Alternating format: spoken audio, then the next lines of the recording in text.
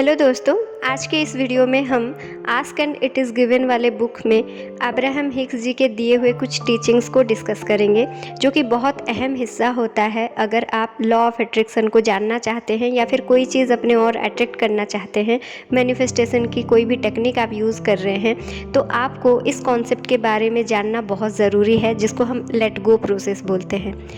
According to Abraham Hicks, वो हमेशा बोलते हैं कि when you ask it is already given. जो भी चीज़ें हम मांगते हैं वो उसी टाइम पर हमारे वॉर्टेक्स में आ जाती है, यानी कि वाइब्रेशनली वो चीज़ हमें ऑलरेडी मिल चुकी होती है। लेकिन सिर्फ डिफरेंस ये होती है, हमारी खुद की रेजिस्टेंस की वजह से हमें वो चीज़ अपने रियलिटी में दिखती नहीं है, लेकिन वो होती ही होती है। तो जिस वजह से वो हमें दिखती नहीं है, उसका कॉज होता है हमारा रेजिस्टेंस। तो इसीलिए अगर कोई भी चीज़ हम अपने ओर आकर्षित करना चाहते हैं, अपने फिज़िकल वर्ल्ड में उसको पाना चाहते हैं, तो सबसे अहम हिस्सा होता है कि हम अपने रेजिस्टेंस को लेट गो कर दें। देखिए, जब हम लॉ ऑफ अट्रैक्शन के बारे में पढ़ते हैं या सुनते हैं, वहाँ पर प्रोसेस को बहुत जन डिस्क्राइब किए हुए हैं। तो जब हम इसको सुनते हैं पहली बार, तो हमें लगता है कि जो चीज़ हमें चाहिए हम उसी चीज़ को कैसे लेट गो कर दें। देखिए, यहाँ लेट गो का मतलब let go of your desire नहीं होता है, अपनी इच्छाओं को लेट गो करने की बातें नहीं की जाती है। यहाँ लेट गो करने का मतलब ये होता है कि आपकी इच्छाओं से जुड़ी हुई जो भी नेगेटिविटी है, उन सारी चीज़ों से निजात पाना, उन सारी चीज़ों को लेट गो करना, वो होता है लेट गो का सही प्रोसेस। तो चलिए, इस वीडियो में हम आपको बताएंगे 3 ऐसे वे जिसको फॉलो करके आप आसानी से अपने डिज़ायर से जुड़ी हुई सारी नेगेटिविटी को लेट गो कर सकते हैं। तो सबसे पहला जो आपका स्टेप है वो है एक्सेप्ट प्रेजेंट मोमेंट। देखिए, जब हम कोई चीज़ चाहते हैं तो हमारे जहन में वो सिर्फ यही चलता रहता है कि ये हमें कब मिलेगी, कब आएगा, कब दिखेगा, ये क्यों नहीं हो रहा है, वो क्यों नहीं हो रहा है, पास्ट में मैंने कभी इसको मैनिफेस्ट किया था, वो नहीं मिला था, मैंने कोशिश की थी, नहीं हुआ था, फ्यूचर में सही में मिलेगा क्या। तो क्या होता है, हम अपने पास्ट को और फ्यूचर को लेके बहुत टेंस्ड रहते हैं। जब हम बहुत ज़्यादा सोचते हैं अपने पास्ट के एक्सपीरियंस के बारे में या फिर फ्यूचर में क्या होने वाला है, तो हमारे अंदर बहुत ज़्यादा रेजिस्टेंस पैदा हो जाती है, बहुत सारे डाउट्स हमारे अंदर आ जाती है, और उस पास्ट और फ्यूचर के चक्कर में हम ये भूल जाते हैं कि अभी जो ज़िंदगी हम जी रहे हैं ये बहुत वंडरफुल है। तो सबसे पहला स्टेप होता है कि बहुत ना सोचें और अभी के मोमेंट को आप एंजॉय करें। देखिए, हमें बिल्कुल भी नहीं पता, इसको अगर आप प्रैक्टिकली समझना चाहें तो हमें बिल्कुल भी नहीं पता कि आज का दिन हमारा लास्ट दिन है भी या नहीं, है ना, या फिर हम अगले मोमेंट में मैं ज़िंदा रहूँगी या नहीं, ये भी मुझे नहीं पता। जो पास्ट है, जो चला गया है, वो तो ऑलरेडी चला गया है, और जो फ्यूचर है वो आया ही नहीं है, पता भी नहीं वो आएगा भी नहीं। तो मेरे हाथ में अभी सिर्फ और सिर्फ मेरा प्रेजेंट मोमेंट है। तो इसीलिए सबसे पहले आप प्रेजेंट मोमेंट को एक्सेप्ट करना सीखिए। जो भी है, जैसा भी है, उन चीज़ों को वैसे ही एक्सेप्ट कीजिए। आप अपने डिज़ायर के साथ मस्त रहिए। आप हमेशा एज्यूम कीजिए कि hope, always hope for the best हम लोग बोलते हैं, तो उस चीज़ को आप अपने ज़िंदगी में लागू कीजिए। होप रख के अपने पास्ट और फ्यूचर के बारे में ना सोचते हुए अपने आप में मस्त रहिए। अभी की अगर प्रेजेंट मोमेंट में रहने का सबसे बढ़िया तरीका ये है कि ध्यान दीजिए कि आपकी सांसें चल रही है ना।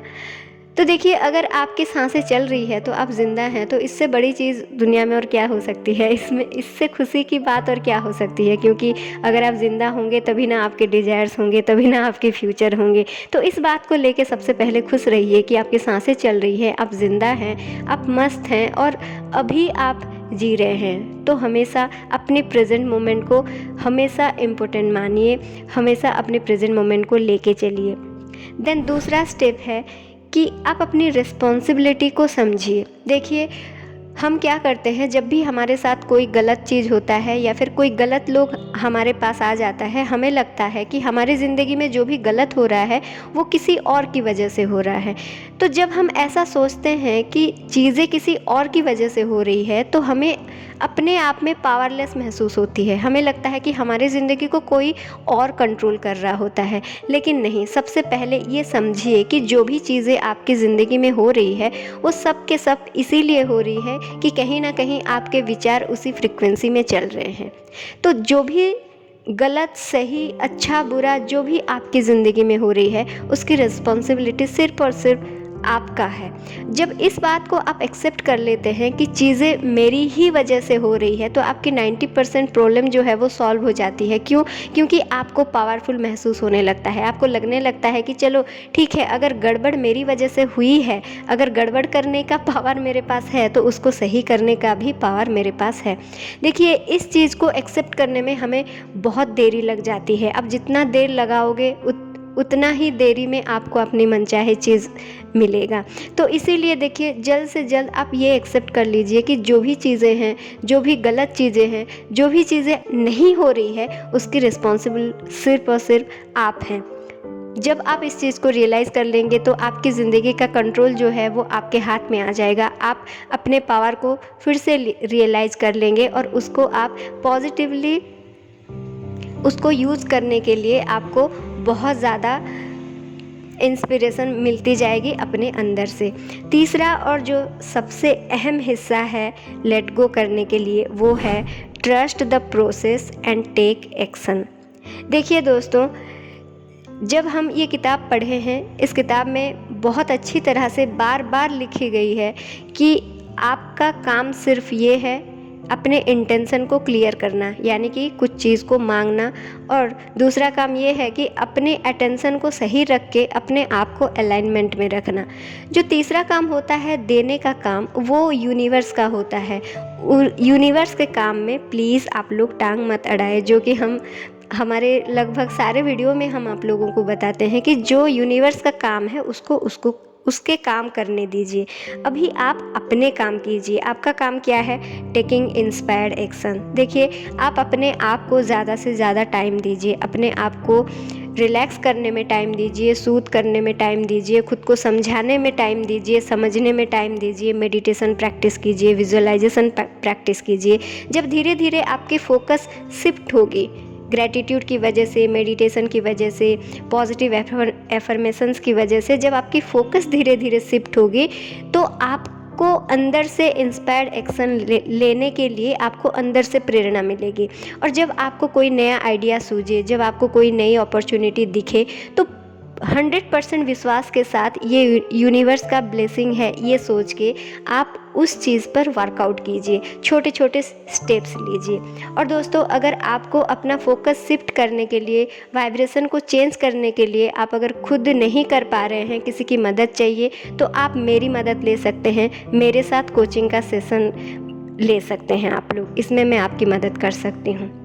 वरना अगर आप सिर्फ अगर मेरे वीडियोस को फॉलो कर रहे हैं, मेरे चैनल को फॉलो कर रहे हैं, तो भी आपको बहुत सारे एफर्मेशन, बहुत सारे गाइडेंस मिल जाएगा।